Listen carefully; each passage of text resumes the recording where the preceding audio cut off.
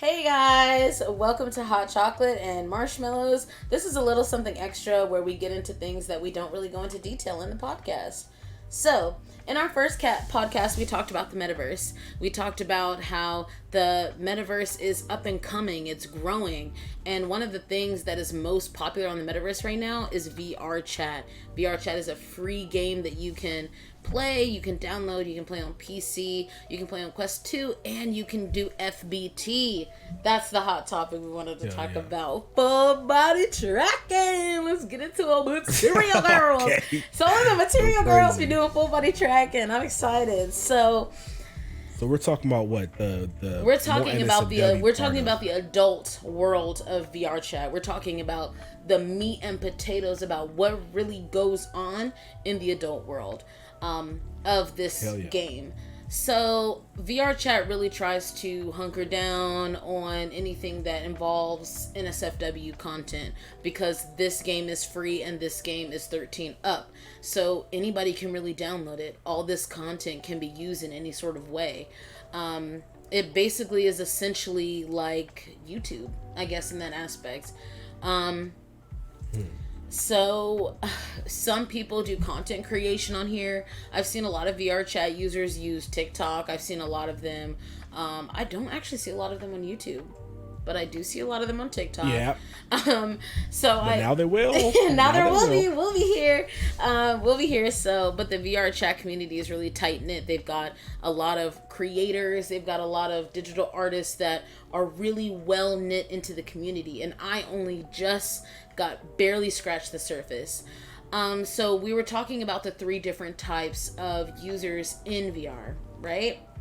The most expensive one being FBT. So if you really like the PC version, I suggest Quest 2 and that's it. And if you want it to upgrade and you want it to be more immersive, get trackers and then upgrade your Quest 2 with more trackers than getting an FBT. Right. It's like the Steam, what is it called? The Steam Vive or something? Yes. What is it called? The Steam... And you can get a cord, a longer cord, and you can have access to the virtual desktop, which allows you to not be air linked to your PC. So my camera right now is a Steam account, and then this is my VRChat account. So this allows me to become a trusted user, and once you become a trusted user, you can then upload worlds into VR, and you can also upload avatars into VR, and that's the juicy topic we're getting into, is these avatars. So I stated that these are public avatars, so you can go into avatar worlds and you can take any avatar you want. They have those there for free. They're mostly there for creators who are just practicing and want to share their art with the world, and they love to see that their avatars are being used, you know what I mean? Who wouldn't, you know? But also there is a world that has adult avatars and avatars that are used for things such as ERPing. Do you know what ERPing is? Erotic roleplay? Yes, so erotic roleplay. So those are things like I'm saying, I'm not going to make fun of the community. That is not my place. This is purely educational. I was giggling because he is very shy about these kind of things sometimes, so that's why it's kind of funny. But purely educational and for purely educational purposes, ERPing stands for erotic roleplay, and now some people may engage in this using their avatars in ways that VRChat does not permit, and they create private worlds. Because VRChat does not permit you to do those things in a public world that everyone has access to. So people will essentially create a public world and then they will make a private version. And did you know that these are actually VIP access? Really? I didn't know that. Yes, so these are exclusive servers that are invite only. So let's say, for example, I'm a creator and I would like to make like a strip club, which there are strip clubs in VR, and there are people who have FBT and they have a pole in their room and they strip. Not in real life, but virtually they will strip their avatar until their avatar is completely in the nude, and then they will continue and they will actually get paid via Cash App or PayPal. A lot of people make a lot of money that way. And they may engage in ERPing as a form of business, or they may engage in ERP as a form of just recreational activity, really. Yeah, recreational activity. So they will get these specially made avatars where you can take off the clothes and you can see their body in the full nudity detail. And with that being said, people will create private worlds, and in those private worlds, nobody else has access but you and whoever you invite into those worlds. So, for example, where we have our podcast, we weren't interrupted by anybody. We weren't, no crashers came in. No one came in screaming and yelling because this is my home. This is my private world. So the only person that has access is Falk and my camera. So when these people create these private worlds, so their goal is to make a strip club. It's VIP private. How are they supposed to verify? So basically, they get people that they trust, whether that's via Reddit or them just being on the game, and they verify the same way that Discord can verify, like the same way that people verify NSFW Discords is the same way that you can verify for VRChat. So whether that's like sending your, people actually will send their license, with their number blurred out and their location and everything, but their date of birth and their picture. Or they may say, okay, can you write on this piece of paper this specific word and send your face with a picture on it so we can verify your age and everything. So that's how they'll verify age. You'll get a link. So you'll get a chat message, and then you'll get a link on Discord via a DM, and that link will be directed to a private Discord, which will give you another link to the specific world and give you access whenever you want. And it allows you to join up into that world, and if you want to do anything like NSFW or it's erotic or things like that, that's the way that they can kind of weed out like the children and stuff like that.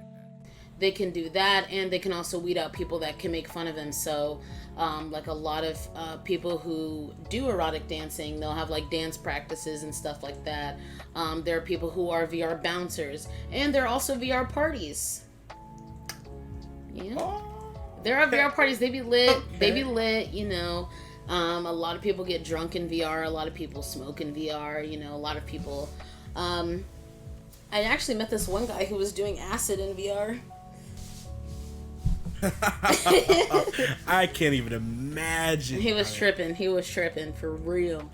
But yeah, if you are interested, I would definitely say go on PC version first. And then I would say afterwards, if you're still interested, then I would say switch to Quest and get a link to your desired, whatever. Build a community, talk to people. You guys can definitely add us on VR and ask us questions, and we'll definitely answer as much as we can. I haven't done that much research, but that's pretty much, what's... Explore it on your own vicinity if you're interested in that and you are old enough and of age. But those avatars go crazy.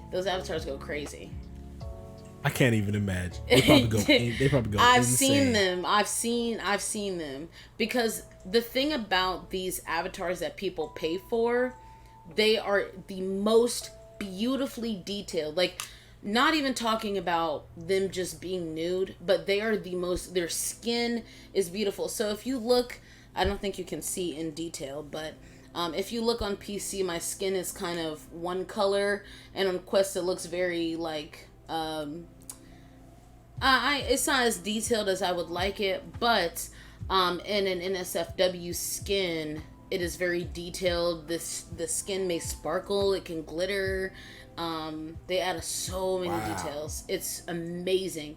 So I have some in my collection that I love and I keep, but I don't share because, but they're in my collection because they're just really beautiful to look at.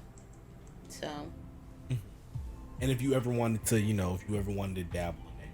Yeah, if ever. And that they also, my last point, they also have a Bluetooth connected device that allows them to actually feel pleasure in real life. Did you know that? What? Mm-hmm. Are you serious? I'm so serious. So there is a certain brand called Love Sense, and it was made for long distance couples who can't feel pleasure together.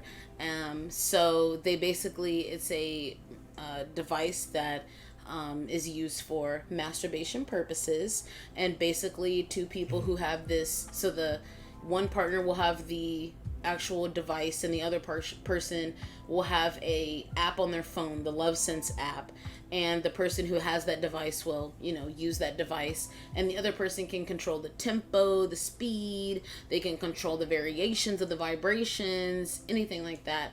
And you could be in Spain and the other person could be all the way in California. And it's created, have contact. Mm-hmm. And these people have created a hookup culture basically around it in VR.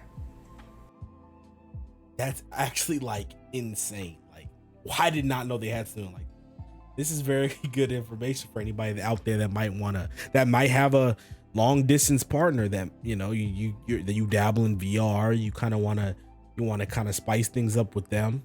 You don't have to do it alone. You can just do it with your partner.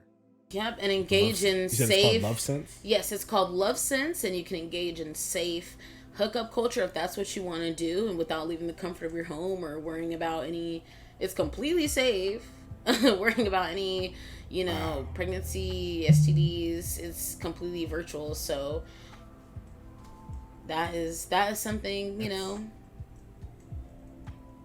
Wow, that's actually amazing. That's actually yeah. But more research to come. Technology has gone crazy. More research to come.